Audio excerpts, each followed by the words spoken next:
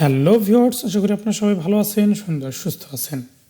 ওয়ার্ডপ্রেসের আরেকটি ভিডিওতে আপনাদের সবাইকে স্বাগতম। আজ আমরা কথা বলবো ওয়ার্ডপ্রেস ড্যাশবোর্ডের রাইটিং অ্যান্ড রিডিং অপশনটি নিয়ে। এই রাইটিং অ্যান্ড রিডিং অপশনটিতে কী কী রয়েছে তার বিষয়ে বিস্তারিত থাকতেছে আজকের এই ভিডিওতে। তো চলুন শুরু করি। আর শুরু করার আগে আপনারা যারা আমাদের চ্যানেলে নতুন তারা অবশ্যই আমাদের চ্যানেলটি সাবস্ক্রাইব করবেন এবং পাশের বেল আইকনটি বাজিয়ে দেবেন সবার আগে নতুন ভিডিওর নোটিফিকেশন পেতে। আর যারা ফেসবুক পেজ থেকে আমাদের ভিডিওগুলি দেখতেছেন তারা অবশ্যই আমাদের পেজটি ফলো করবেন এবং ভিডিওগুলিতে লাইক দিবেন এবং শেয়ার করবেন। তো চলুন ইন্ট্রোর পর ফিরে আসি।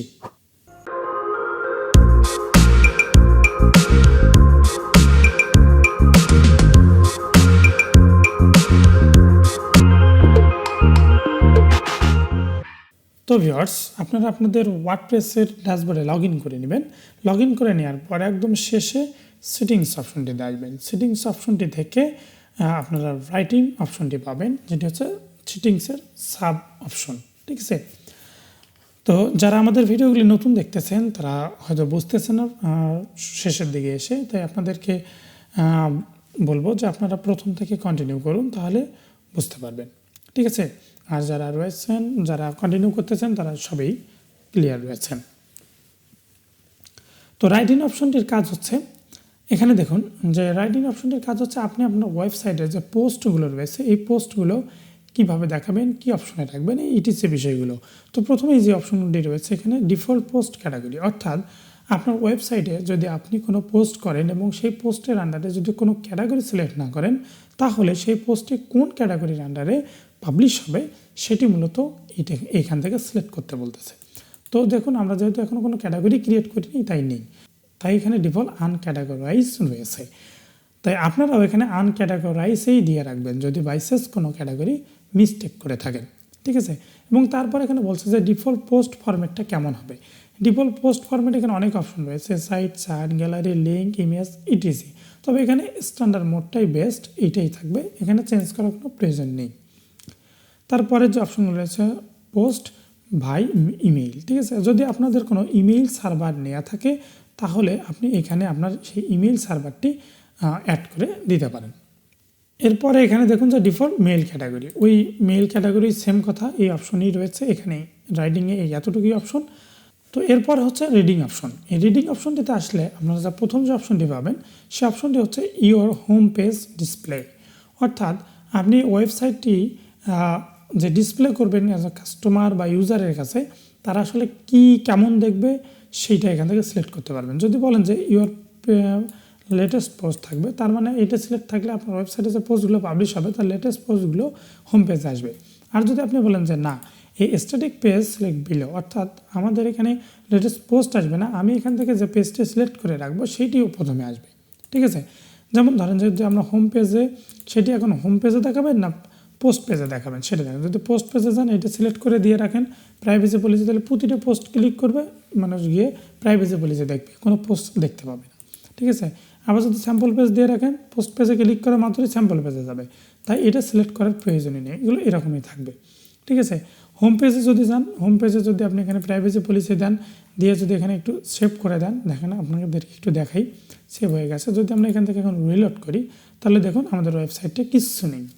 ঠিক আছে, এখানে আপনি প্রাইভেসি পলিসি দিয়েছেন, বাট আমরা প্রাইভেসি পলিসিতে কোনো টেক্সট নেই।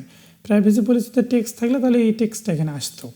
যেমন ধরেন যদি এখানে আমরা স্যাম্পল পেজ দিই, যদি বা আমরা স্যাম্পল পেজে হয়তো কিছু টেক্সট রয়েছে, তো আমরা এখানে রিপ্লেস করলে দেখতে পাবো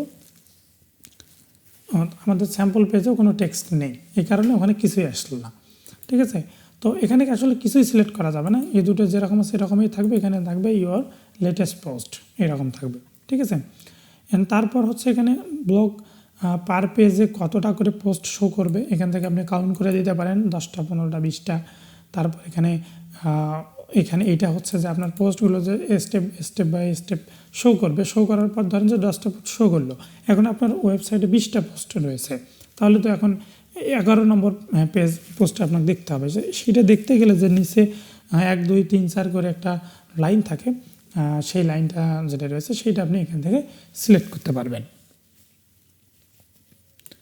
এখন সেটা এখান থেকে দিতে পারবেন, এখানে 1 থেকে 10 থাকবে, তারপরে ডটের পর বাকি অপশনগুলো এখান থেকে শো করবে।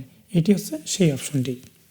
তারপরের যে অপশনটি রয়েছে for is post in a feed included, এটা আপনি ফুল টেক্সটে রাখবেন না এক্সপেড রাখবেন। অর্থাৎ হচ্ছে দেখুন আপনার ওয়েবসাইটে যখন একটা পোস্ট পাবলিশ করবেন সেই পোস্টটি এখানে যদি আপনি ফুল টেক্সটে থাকে তাহলে দেখাবে কি জানেন, একটু পিকচার দেখাবে এবং সম্পূর্ণ টেক্সটটা ওখানে দেখাবে।